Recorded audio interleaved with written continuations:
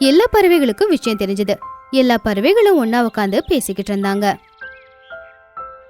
அட, இளவரசி தன்னை கல்யாணம் பண்ணிக்க போற அந்த பையனுக்கு நிறைய நிபந்தனையா போட்டிருக்காங்க.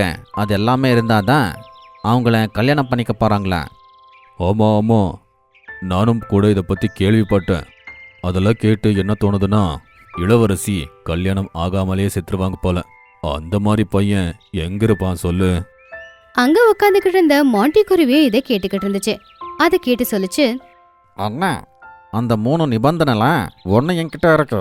நான் ரொம்ப வேகமாக ஓடுவேன். அது உங்களுக்கே தெரியும்னு நினைக்கிறேன். ஓ ஆமா ஆமா, நீ சொல்றது சரிதான். ஆனா உங்ககிட்ட ஒரு திறமை தான் இருக்கு. மீதி 2 திறமைக்கு எங்க போவேன்? அட பரவாயில்லப்பா, 3ல 1 உன்கிட்ட இருக்குல்ல. நீ போய் ராஜா கிட்ட எதுக்கு பேசக்கூடாது?